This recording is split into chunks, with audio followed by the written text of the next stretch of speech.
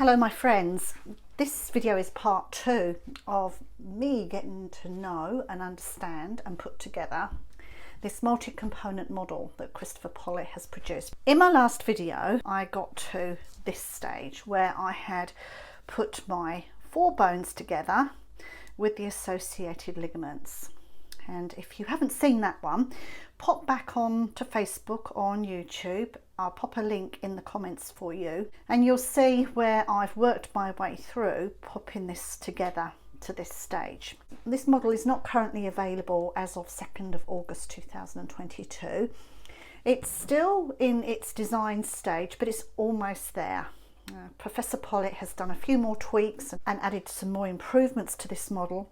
I'm really looking forward to seeing the next one out. The purposes of this video is for me to show you my fumblings and mumblings and my thoughts as I put this model together, because this is a whole new area for me. As I've said previously, I'm very comfortable with the lower part of the equine foot, here. But once I get any higher, I start to lose my confidence and my ways of thinking, and I need to get over that. I need to get higher up and I need to understand better further up.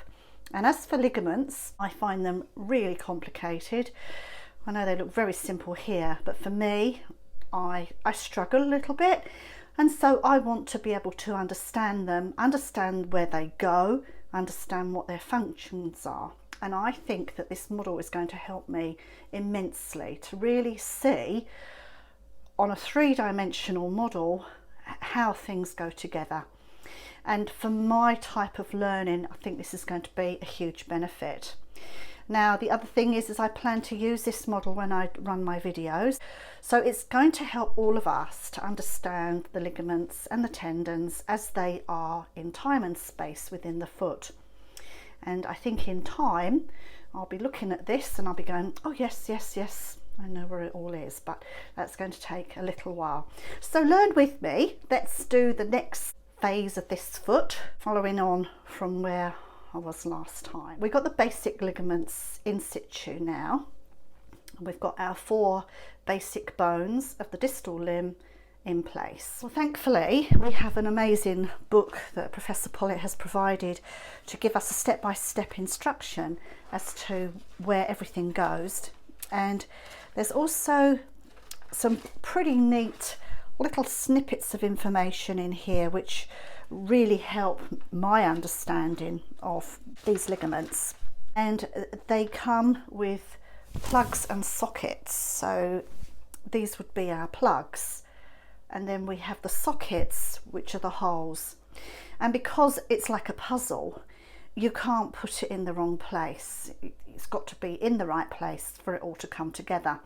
And I think that also helps very much with your learning experience as to exactly where ligaments should insert. I need to now go higher up the leg into territory that I feel a bit uncomfortable with, which are these bones here, the Proximal Sesamoids. And I find that very irritating that they're also called a sesamoid bone when we have the distal sesamoid, also known as the navicular bone, down here. So I get my proximals and my distals muddled up in my head all the time. I find it a really difficult concept, but the way I do my translation in my head when I talk about distal and proximal, with distal, to me, I think distance, I mean further away. This is the sesamoid bone, the distal sesamoid, further away from the rest of the body.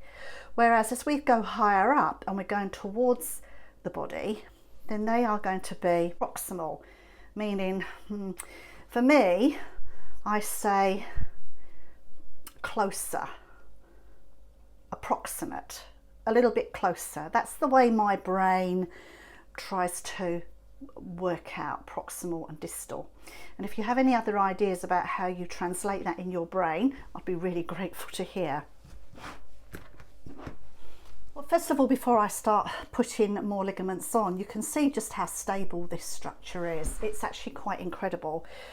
We don't have a lot of structures on here, if you think about it. It's not really all covered in green, is it? And all the green pieces are all of our ligaments, and yet this is a pretty strong structure, just like this, as it is. And there are going to be more ligaments and tendons which are going to be attached to this, which we'll see as we move further on with the video. Well, the book is now telling me on page 11 that I need to start thinking about the proximal sesamoids. So these are these bones here, and when I look at them, I always look at them and think, well, which way up do they go? And I'm being totally honest with you, because this is how we all learn. And luckily we have got the medial and the lateral printed on these, so I know that if this is facing me and looking at me like this, then it must be this way up. And then I can see we've got this lovely squarish surface down here. So I'm hoping in time I will be able to picture where these bones are and in what position, because honestly, when you pick them up, they just look like like a dice almost. So the first thing it looks like I need to do is insert this ligament here, which is the straight sesamoidian ligament, into the proximal sesamoids. Now the great thing about this ligament, now I'm seeing it like this, it excites me, because when I see this ligament in my sections, in my sagittal sections, and it's a straight line and running up the back of the P1, which is the long pastern, and I see this always, and I label it and I name it, but it doesn't quite go in my mind. But seeing it like this, it really does. So we have our straight sesamoid ligament. It's straight. It's a sesamoid ligament because it looks like it's going to attach into those sesamoids. And then behind it, we've got this V shape, which is going to be our oblique sesamoidian ligament. And again, it's oblique. Can you see? It's on an oblique angle, and it's going to fit into the sesamoids. So, and a lot of the Latin names that we give these structures, if you knew Latin and you understood some of these words, you could almost work out where they are and what their shape is. It's quite interesting when you look into it a little bit more deeply. So let's pop these on first. So we've got medial and lateral. I now need to think about these two little ones here. These are the medial and lateral short sesamoidian ligaments. So they're sesamoidian ligaments, so they're going to go into the sesamoid, and they're short. So this is our lateral. Right, so that goes in here, and that goes up here like this. Lovely. And then we must have one this side as well. So that's going to go in just a little bit behind here. Pop. And then up into our sesamoid. So we've even got more stability now. Now this is really quite unmoving, really. Now the next thing I need to think about is starting to think higher up the leg. I've got this here, which is called the Proximal Scutum. That's going to go behind here, and this is a scutum, meaning a nice shiny gliding surface. So we're going to be having something gliding up through there. Now that is going to go this way up, and that you've got the plugs. I'm going to plug into our sesamoids here and here. Lovely. So that's our lovely glidey surface. Now we need these ligaments here. Now these are busy ligaments because that hold 3 bones together. And so if I get my medial first of all, we need to start bringing in this bone here, which is our cannon bone, and we need to pop this one in here. This one is going to go behind there like this, and then onto here. Lovely. And there's 3 bones there, and then we'll have one on the other side as well. So we got this big piece here is going to go on this bone here, our cannon bone. This is going to go into our proximal sesamoid, and this is going to pop there onto our long pastern. So there, another layer of strength and stability to stop this hinge joint from going out sideways. That's what these guys are going to do. The last little green ones to be popped on, and we can see that we've got 3 lugs here. So I think, and we've got medial and lateral, so I think I can comfortably say that this is going to go in here and up here. There we go. So that's in there. And then we have the medial, which is also going to be the same. So that's going to pop in up here. Actually, I'll pop it down here first. I think that's easier. We have one pop in down here, one pop in here, they're popping in nicely, and then up here. Lovely. So that looks like it's going over the top of this one here. Well, there we have it. I have made it. And I think now I put this together, I need to take this apart and put it together, take it apart, and eventually I want to be able to put the whole thing together without even looking at my book. Because at the moment I look at these things and I'm literally following it like a recipe, like driving a car when you first learn and you have to think through everything really hard. I want to get to a point where I don't even need to think. I know exactly what it is and where it is.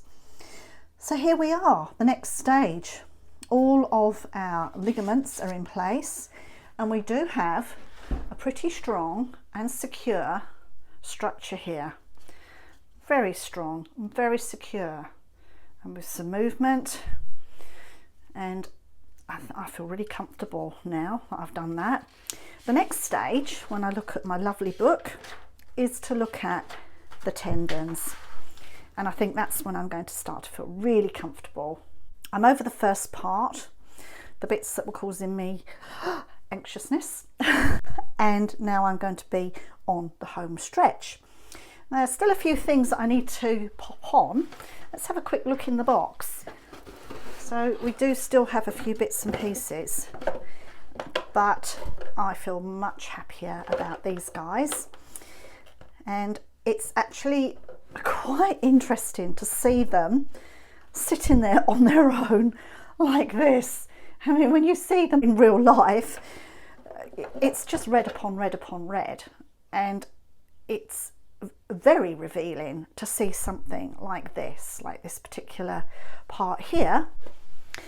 This is our common digital extensor tendon coming down here, and so that's going to be inserting onto our distal phalanx.